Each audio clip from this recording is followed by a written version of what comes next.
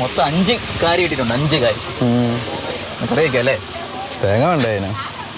തേങ്ങയല്ലേ? പക്ഷെ അതിനെല്ലാം നമ്മളെ രാധേട്ടൻ്റെ കടയുള്ളത്.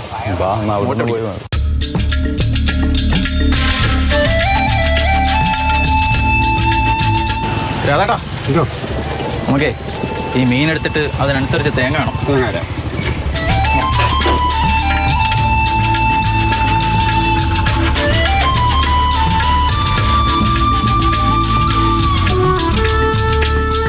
ഇത് പുതുപ്പള്ളി സ്വദേശി രാധാകൃഷ്ണന്റെയും ഭാര്യ ശാന്തമ്മയുടെയും പച്ചക്കറി കട.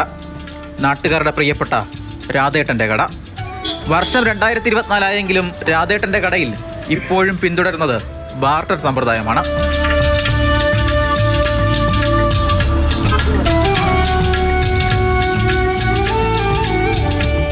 നിങ്ങളുടെ പുരയിടത്തിൽ വിളയുന്ന കപ്പയോ ചക്കയോ മാങ്ങയോ എന്തുമാകട്ടെ, ഇവിടെ കൊണ്ടുവന്ന് നൽകിയാൽ അതിൻ്റെ വിലയ്ക്ക് തുല്യമായ പച്ചക്കറി ഇവിടെ നിന്ന് വാങ്ങാം. നമുക്ക് ഈ കടയിൽ എല്ലാ സാധനവും നാട്ടുകാർ കൊണ്ട് തരും. അപ്പോൾ അടുപ്പലയും കപ്പയും ചേമ്പും കാത്തിലും എല്ലാം അതിനുള്ള പച്ചക്കറിയൊക്കെ കൊടുക്കും. ചിലവർ പൈസ വാങ്ങിക്കാറുണ്ട്, ചിലവരൊന്നും വാങ്ങിക്കാതെ അങ്ങ് പോരാന്ന് വെച്ചാൽ അങ്ങ് പോകാറുമുണ്ട്. നമ്മളോട് എല്ലാവർക്കും വലിയൊരു താല്പര്യമുണ്ട്. വാഴക്കുലയാണ് രാധേട്ടൻ്റെ കടയിലെ പ്രധാന ഐറ്റം. ഒപ്പം നാടൻ പച്ചക്കറികളും. വാഴക്കുല എന്ന് ഞാൻ ചോദിക്കും, പൈസ വേണം ചോദിക്കും. നീ അത് വിറ്റേച്ച് പച്ചക്കറി വല്ല നിങ്ങൾ തന്നാൽ മതി. അതിനുള്ള പച്ചക്കറി അവർ വാങ്ങിച്ചിട്ടുണ്ട്. അങ്ങനെ നാടൻ സാധനം 3/4 വാഴക്കുല, പയറ്, കപ്പ.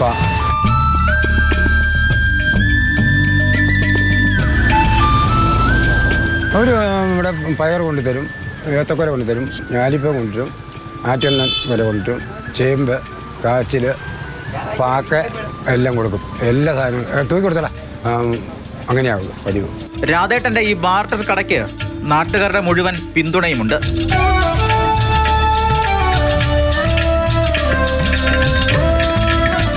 ഇങ്ങനെയും ഒരു കാലമുണ്ടായിരുന്നു എന്നതിൻ്റെ ഓർമ്മപ്പെടുത്തലാണ് രാധേട്ടനും ശാന്തമ്മ ചേച്ചിയും ഈ കടയുമൊക്കെ. കോട്ടയത്ത് നിന്ന് അഭിലാഷ് ചരക്കടവനും ജോബിൻ തേക്കടിക്കുമൊപ്പം ഷിനോജസ്റ്റി, മാതൃഭൂമി ന്യൂസ്. ഷിനോജസ്റ്റി തത്സമയം ചേരുന്നു. ഷിനോജ്, ഈ പരിപാടി കൊള്ളാം. ഈ ബാർട്ടർ സമ്പ്രദായം ഇത് ഈ നാട്ടിൻപുറത്തെ കടയിൽ നിന്ന് എല്ലാ സ്ഥലത്തും ഉണ്ടായിരുന്നു എങ്കിൽ ചിലരെങ്കിലും പ്രതീക്ഷിക്കുന്നുണ്ടാവും. കാരണം പണം മാത്രമല്ല എപ്പോഴും ഒരു സാധനമൊക്കെ നമുക്ക് ലഭിക്കാൻ അടിസ്ഥാനമാവുക എന്നുള്ള അറിവ് തന്നെ അതൊരു നല്ലതാണ്, മികച്ച കാര്യം.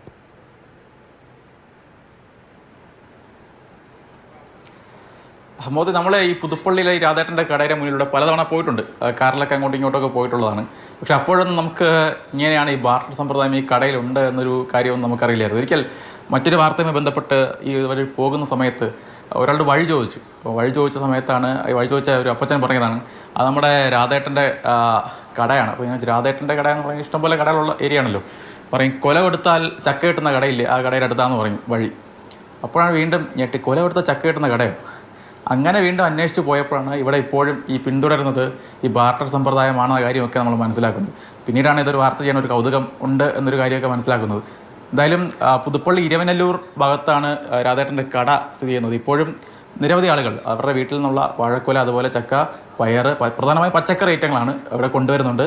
അതിന് പകരം ചിലർ പൈസ വാങ്ങും, അല്ലെങ്കിൽ പൈസ വാങ്ങാത്തവർ അതിന് പകരം വാങ്ങിക്കൊണ്ട് പോകുന്നത് ഈ പച്ചക്കറി സാധനങ്ങളൊക്കെ തന്നെയാണ്. എന്തായാലും നമ്മുടെയൊക്കെ നാട്ടിൽ ഒരുപക്ഷെ നമ്മളിപ്പോൾ കടയിൽ പോകുന്നു, ഏതെങ്കിലും ഒരു കടയിൽ പോയിട്ട് പൈസ കൊടുത്ത് സാധനം വാങ്ങുന്നു, തിരിച്ചു പോകുന്നു. അതിനേക്കാൾ അപ്പുറത്ത് ഇവിടെ ഈ ബാർട്ടർ സമ്പ്രദായമാകുമ്പോൾ അതിന് പ്രധാനപ്പെട്ട ഗുണമെന്ന് പറയുന്നത് ആ കച്ചവടക്കാരനുമായി നമ്മളൊരു ബന്ധമുണ്ടാകും.